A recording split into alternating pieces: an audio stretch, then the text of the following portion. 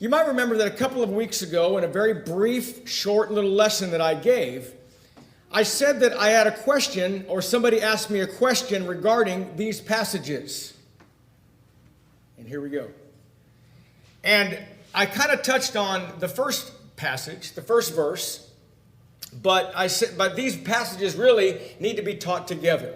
So if it comes on, I'm going to read the text from the screen in just a minute. If not, I'm going to have to go to my Bible.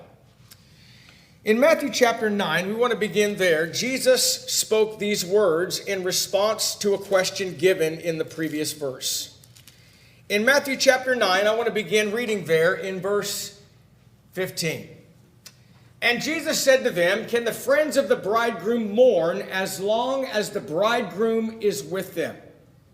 But the days will come when the bridegroom will be taken away from them, and then they will fast. No one puts a piece of unshrunk cloth on an old garment, for the patch pulls away from the garment, and the tear is made worse. Nor do they put new wine in old wineskins, or else the wineskins break, and the wine is spilled, and the wineskins are ruined. But they put new wine into new wineskins, and both are preserved." Looking at these passages together, I've entitled our remarks today, "The Bridegroom, Unshrunk Cloth, and New Wineskins." But what was Jesus talking about when he gave these three little parables? Well, they were in response to a question that was asked in verse 14. Then the disciples of John came to him saying, "Why do we and the Pharisees fast often, but your disciples do not fast?" You know, in this passage, we find that there's a connection between the Pharisees and the disciples of John the Baptist. Remember what John the Baptist said about the Pharisees? He said, "You're a bunch of snakes." But they were joined in the aspect of ritual fasting. They fasted as the Pharisees did in a ritualistic manner. In other words, they fasted because it was time to fast and not because there was a reason for fasting.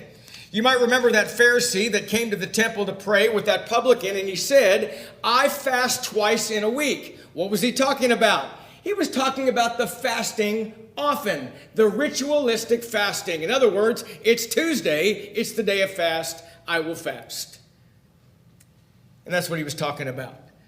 With the Lord's response to the first question in verse 15, he says this. Jesus, first of all, is teaching not a new doctrine of fasting, but a new approach. Please get that. Jesus was not teaching a new doctrine of fasting. He was teaching a new approach. And he begins with his first answer in his first illustration found in verse 15. Jesus said this, and Jesus said to them, "Can the friends of the bridegroom mourn as long as the bridegroom is with them?" That's the first thing that he says. You know, this is really brilliant. Jesus is the bridegroom. The friends of the bridegroom are the bridal party. And what the Lord was saying is this. He was referring back to something that they would have understood. A Jewish wedding took 7 days. And during that period of time, the bridegroom was with the friends of the bridegroom, the bridal party, and they were together. And when that happened, and when the time had been that they were together, it wasn't a time of mourning. It was a time of rejoicing. It was a time of happiness. It was not a time of sorrow. Jesus said this, "Can the friends of the bridegroom mourn if the bridegroom is currently with them?" Jesus being the bridegroom. I think what Jesus is saying here, it's inappropriate for his disciples to fast while he is with them. Now I'm going to tell you, when the Lord was on the face of this earth and he went through his personal ministry, about 3 years, the disciples of Jesus had Jesus with them. But do you remember what Jesus said? Jesus said that one day I'm going to go.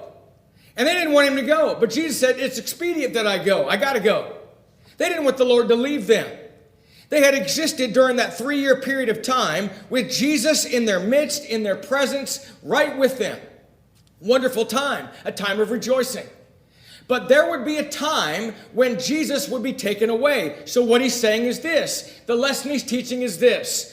As long as I, the bridegroom, are with my disciples, it's inappropriate for them to fast. That's what he said. But he says this, but the days will come when the bridegroom will be taken away from them, and then they will fast. You know, I think what Jesus is prophetically stating here is very simple. I think what Jesus is prophetically stating here is this, that in the church age, when I am now taken away, and the church is established in Acts chapter 2, it's going to bring great persecution and opposition to my disciples. You know what it's going to be? It's going to be a time for them to fast. It'll be a time for them to do that and to pray because of the persecutions that would come their way. With the spread of the gospel brought great persecution and a longing for his return. You know, I thought about this morning, early in my office. I got to thinking about praying for the Lord's return. And you know, we don't pray about that in public all that much or that often. Sometimes when a person gets older, they start praying for the Lord's return. Like Phil Kelly, you've heard me say this many times, used to say, wouldn't it be great if the Lord came back right now? Okay? And that's what people do, especially when they start getting older. But praying for the Lord's return really is something that we should want. And put an end to all the things that have happened in life that are very difficult. In fact, I got to thinking this. The only reason that we should want the Lord to delay, there's only one. Well, actually two. Lost souls will be saved, and those that have left the Lord will come back and have time to do it. That's the only reason we should not want the Lord to come back. That's it. Jesus said there's going to come a time when I'm going to be taken away, and they're going to long for my return. And by the way, that exists even today with the people of God in the Lord's church. So to sum up, notice this. It's going to be appropriate in time. What Jesus was saying is, don't just fast for a ritual. Fast for a reason. That's what he was saying. You know, the Bible talks about the time in Matthew 17. Remember that? And you remember when Jesus had come down from the Mount of Transfiguration, Jesus cast the demon out of that boy. Remember that? I'll fast forward through the story really quickly. Remember what they said? When Jesus did it and the disciples could not, the disciples said to Jesus, why couldn't we do it? Why couldn't we cast out the demon? Jesus said two things. Because of number one, your unbelief, which means little faith. And number two, because this kind does not go out except how? Prayer and fasting. In other words, there's going to be a time when fasting is appropriate and it's connected together with prayer. But for now, enjoy his presence. And that brings us to illustration number 2, and it's found in verse 16. And the Bible says there, Jesus says, no one puts a piece of unshrunk cloth on an old garment, for the patch pulls away from the garment, and the tear is made worse. Now, Jesus here is showing the inappropriateness of mixing the old formalism with new spontaneity. In other words, that's forcing his system into John's system. All right, what's the old garment? What's he talking about? He's saying this. Here's the old garment. Letsky said this. He said the old robe of Judaism of that period, namely what the scribes and the Pharisees had made of it with their doctrine and their practice, all the old formalism, the outward observance, and false righteousness. That's what he was talking about. And Jesus said this, you don't take a piece of unshrunk cloth and put it on an old garment. Now, first of all, they understood what he meant in the verse prior because it was a brilliant thing that they all understood. But what does unshrunk mean here? He gives a different illustration here. Unshrunk means new. It refers to undressed or unfulled material. Now, clothing in the Lord's day was made of cloth or wool or linen. And in that time, it would shrink, obviously, right? You have cotton. If you had cotton today, 100% cotton, you throw it in the washing machine and dry it, it's going to shrink.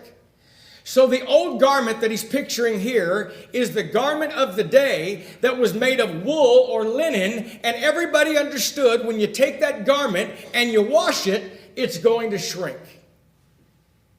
So the Lord brilliantly says this: if the old garment has a rip or a tear in it, you're not going to take a new piece of cloth and make a patch out of the new piece of cloth and sew it on there, because you know what's going to happen? When it's finally washed again, the new cloth would then shrink, and it's going to pull away from the fabric, and it's going to be torn even worse. So it's obvious, and they would have understood that. I'm going to get to the application of that in a minute, though. You know, also I read in ancient days, cloth or garments, things that made garments were very expensive. And I got to thinking about this too. You know, to me, cloth is cloth, fabric is fabric, and I never think about how expensive the fabric itself is. And the reason for that is usually what constitutes the expense is the name brand given to it. Okay? Back in the 80s, you know what it was? Those of us that are around 50, you remember this or so. Remember Ocean Pacific? Remember the shirts OP? Man, that was the greatest shirt in the world, and it cost about at least double what every other shirt cost. But I'm going to tell you right now, man, if you went to school, I remember I was in 8th grade. You go to school with OP on the pocket of the shirt, man, that was great stuff.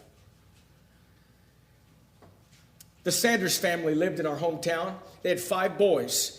And I remember the mom said, you know what, I can't afford to buy all my 5 boys OP shirts. So she sewed OP, probably illegally, OP on all the shirts. You know why?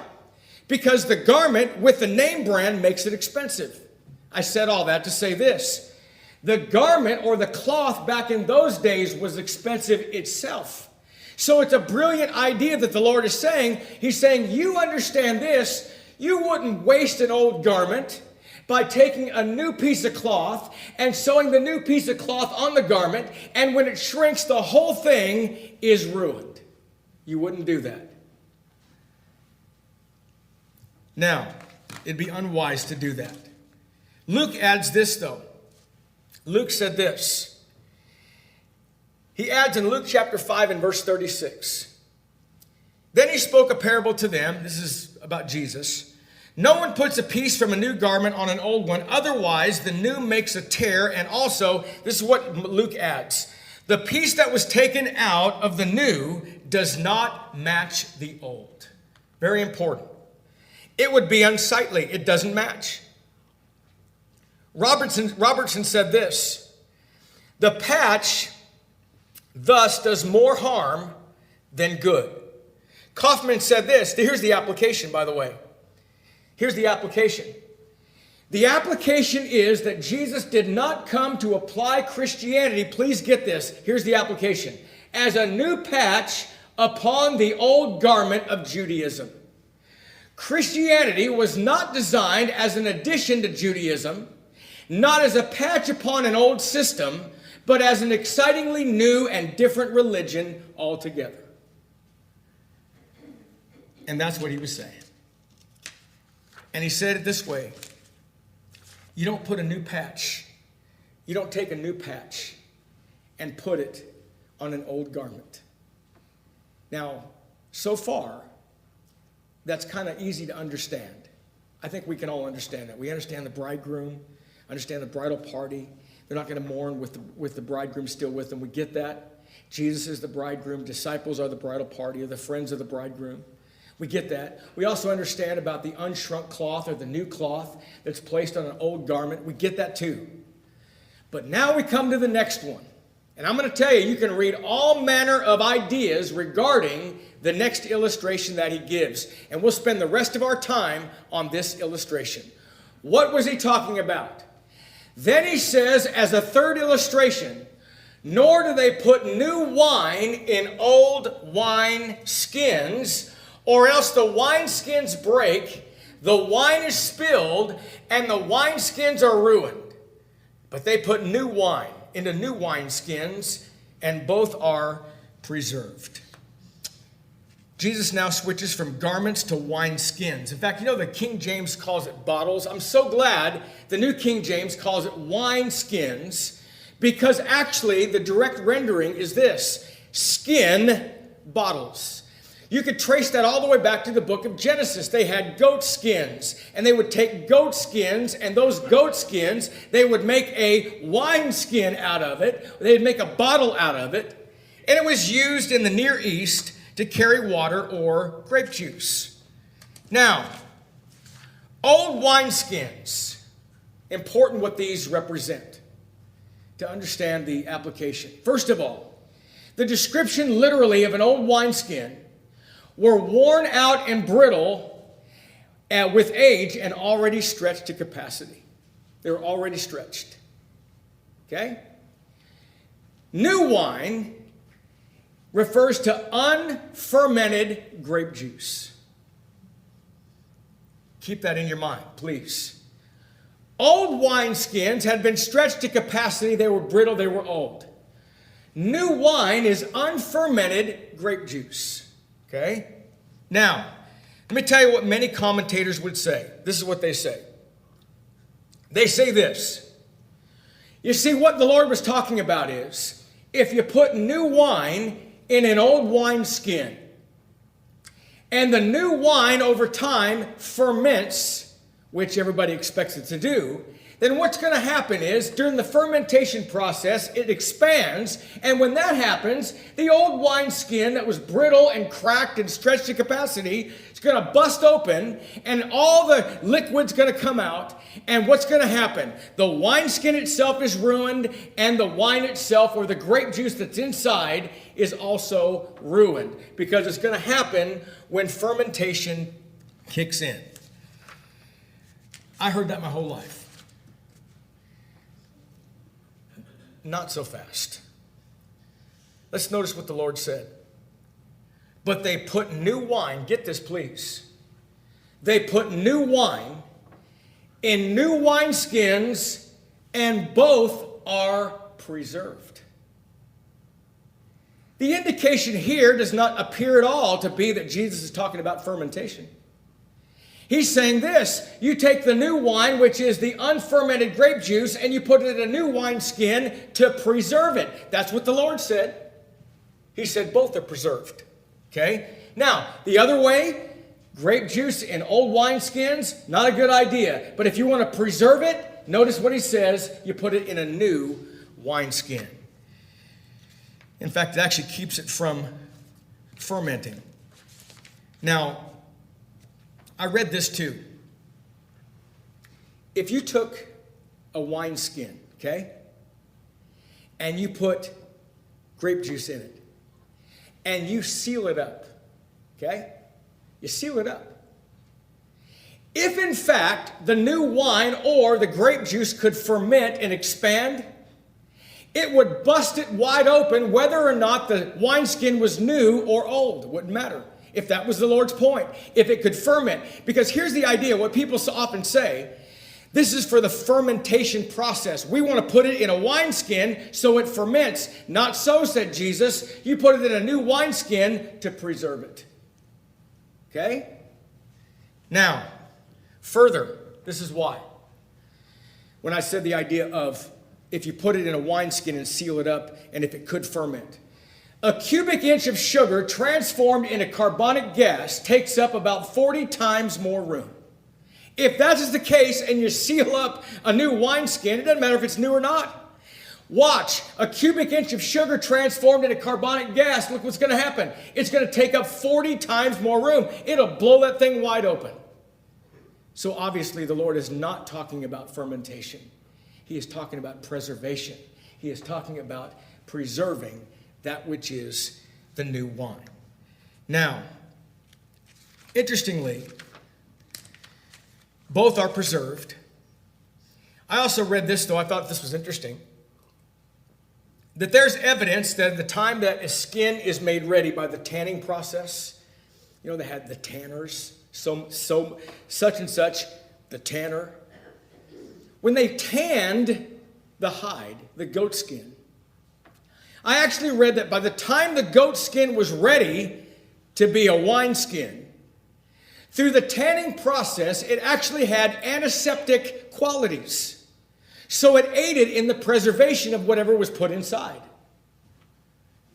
Interesting. Listen to this. William Patton on Bible Wines wrote this. There are several ways in which new wine or non-alcoholic grape juice is preserved for many months. He also said that the ancients viewed the pure blood of the grape as being superior in quality and taste to fermented beverages. Look at the point here. He's not talking about putting it in a position so it can ferment so you can have alcoholic beverages because that's what everybody wanted. No, not so at all. What he was saying is the ancients actually viewed pure grape juice superior in taste and quality than fermented beverages. What's Jesus saying? Put that new wine in a new wineskin so it's preserved, to keep it from fermentation. Now, Jesus is simply saying this. If anyone wants to preserve grape juice, he places it in a suitable container rather than taking a chance of it being spilled by putting it into worn-out skins. So what's the application to this? Here's the application. And by the way, if you look at a passage of Scripture, even historically, and you don't give it an application, it's really meaningless. Jesus really wasn't talking about wine and wineskins. He really wasn't talking about fabrics and rips and tears. And he really wasn't talking about weddings, was he? There's a spiritual application to all of it. Here's the third spiritual application. Here it is. One should not take Jesus' program and force it into the old skin of Judaism. That's what he was talking about. Kaufman added this. This is very interesting. Kaufman said this. The application was that Jesus Christ did not pour the new wine of his teaching into old wineskins, John's disciples, but into new wineskins, his disciples. It is noteworthy, then, that none of Jesus' disciples had previously been followers of John, and the reason is explained in this passage. It took new hearts, unaccustomed to the practices and prejudices of old ways, to contain the marvelous new teachings of Jesus Christ. Interesting. The old formalism of Judaism and putting the new teachings of Christ into that. Please understand, and we need to make this point again. When Jesus came to this earth to preach, and he said the kingdom is coming, the kingdom is near, the kingdom is nigh, the kingdom is so close that you can almost taste it and smell it and feel it and all that with your senses. He wasn't talking about an extension of Judaism. That is the old wineskin. He wasn't talking about an extension of the old. So the patch that he talked about, Christianity or the teachings of Christ, is not a patch on Judaism. We understand what Judaism actually was. It was a schoolmaster or a tutor to bring man back to God. And you know, when you think about it this way, when you think about the old law, if you look at the idea of what it was to be a schoolmaster or a tutor, historically speaking, the schoolmaster or the tutor never did the teaching.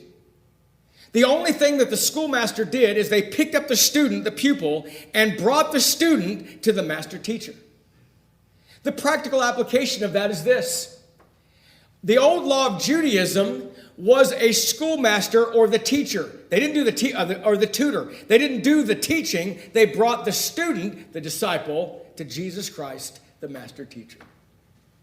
One was not a patch of the other. So, going all the way back to verse 14, they asked Jesus a question. Why weren't they fasting? And by the way, you remember in Mark's account, I think Mark's account it is, Mark's account says that on that particular day, it was one of those days where the Jews ritualistically fasted. So picture it this way.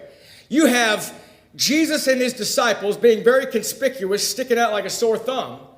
They're feasting while others are fasting. So naturally came the question, why weren't they fasting? Jesus answered with 3 illustrations. The first illustration is in verse 15, about the wedding, about the bridegroom. What's the application? The application is this: it's not appropriate for the disciples to fast while I am still with them. He answers it number 2, second illustration, verse 16, about the new garment or the new patch over an old garment. What's the application there? You don't force the new teachings of Christ on the old garment of Judaism. And number three, he talked about new wine in old wineskins. What's the application? Verse 17. You don't put the new wine of the Lord's teaching into the old skin of Judaism either.